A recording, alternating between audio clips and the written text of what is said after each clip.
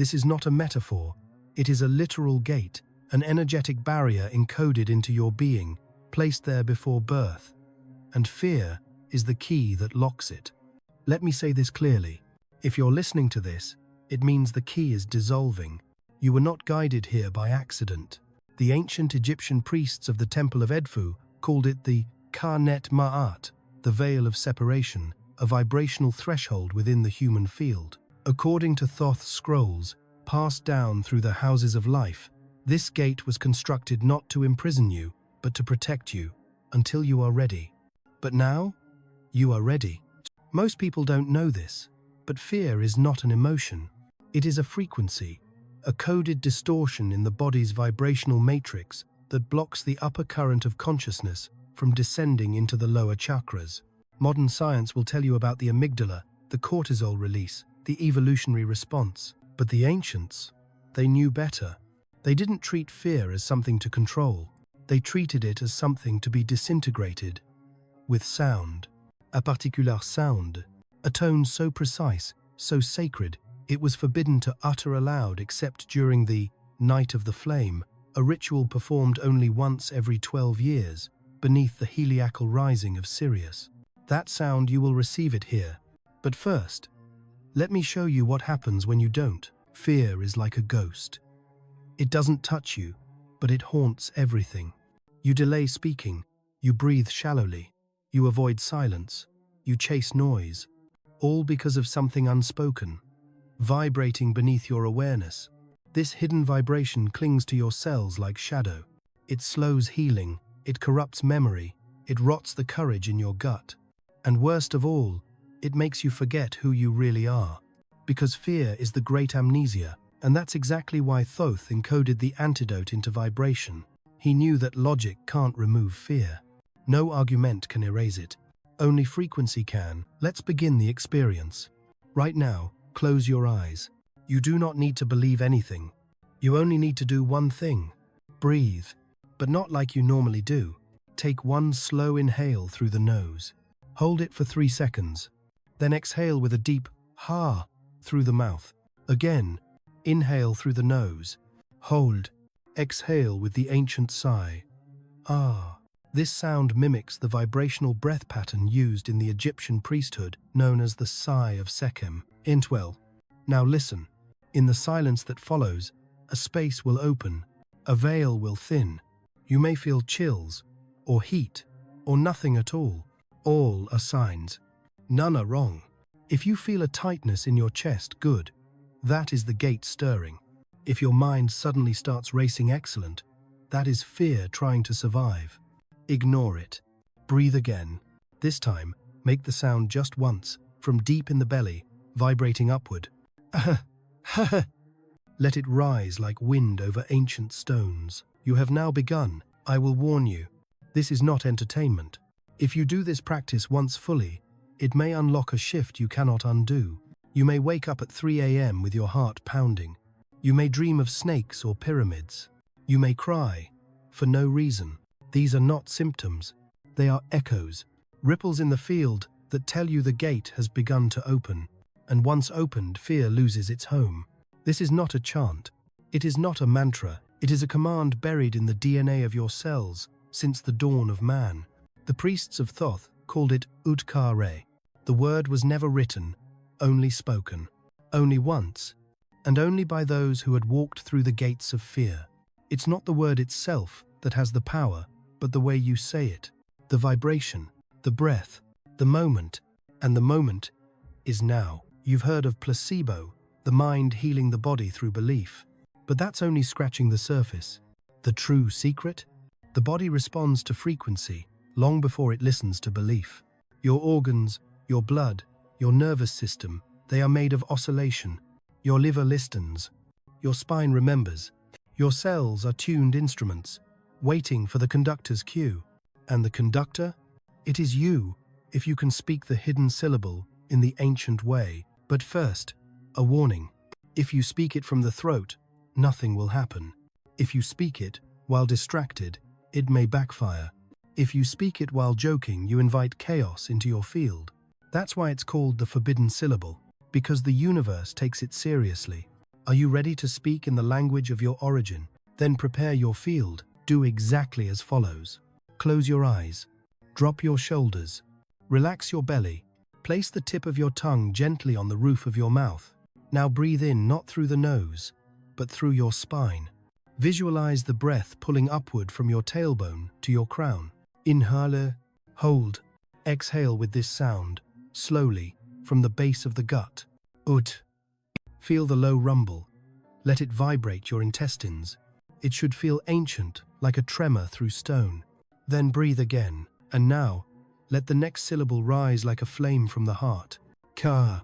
This one must echo in your chest. It should feel noble, expansive, like sunlight in a cavern. Now the final syllable spoken barely above a whisper, from the third eye. R. This must float out, almost as if it's not your voice. It must come from that space behind your thoughts, not from your lips. Now once more, but as a single current. Ut, ka, ri. Let it be one breath, rising like the Nile, flowing through your entire body. What just happened? You just activated the cellular vibration of obedience. Not obedience to others, not to fear, but to your true self. When spoken correctly, Utkari rearranges the instructions written in the subtle body. It's as if the cells pause, listen, and respond. I remember the first time I said it right, truly right. I was alone in the desert.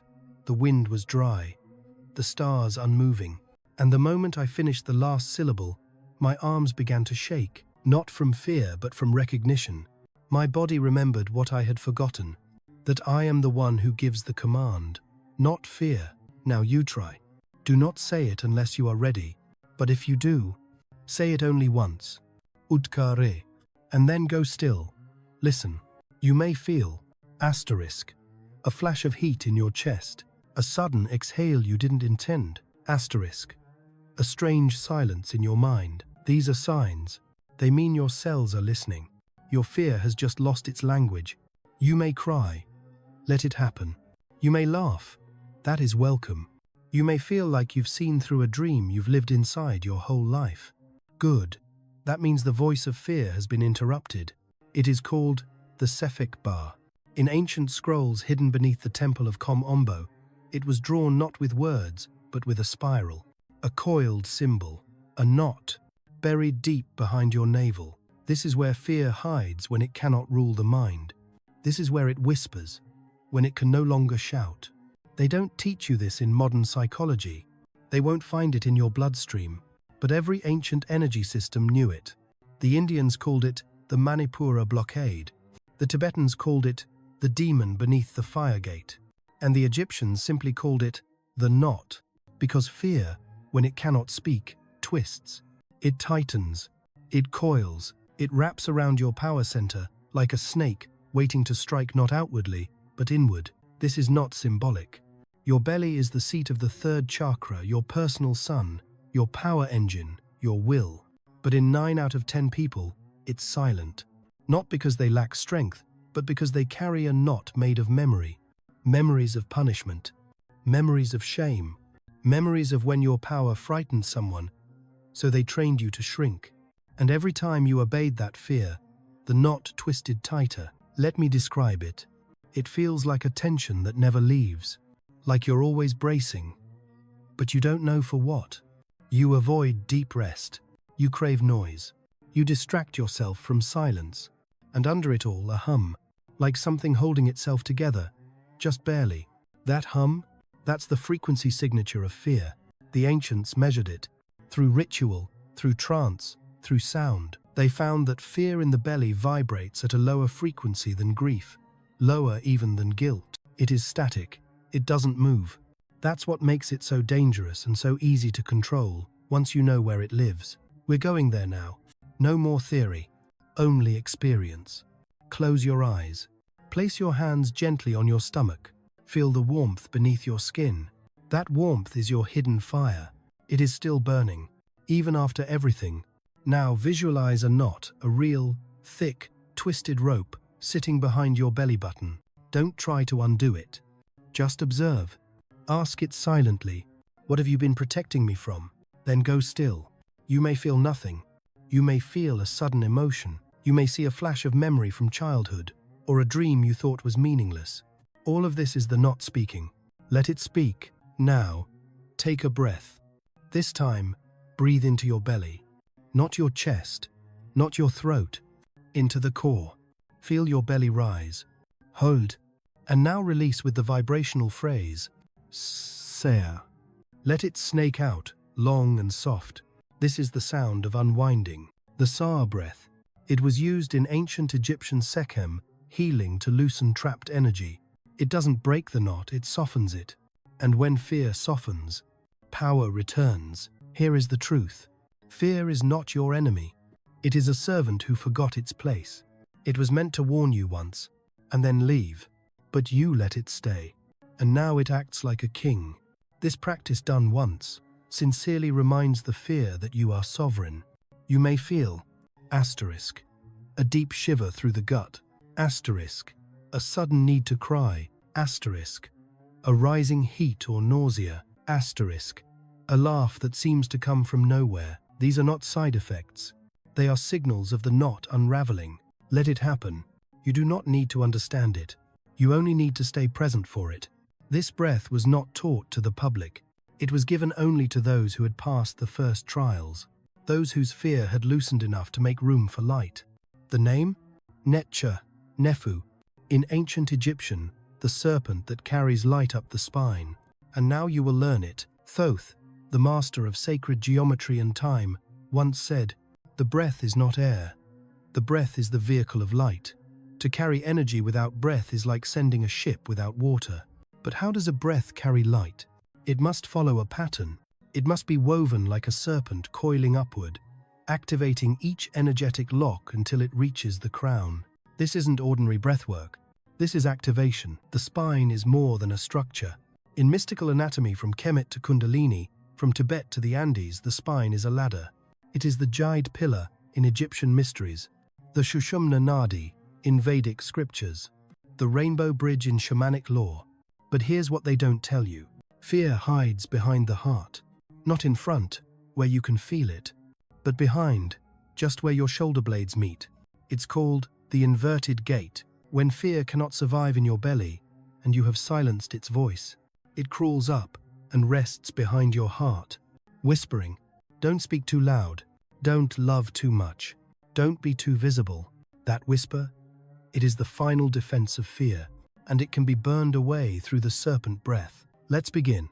This must be done seated or lying down, with a straight spine. Don't rush. Asterisk.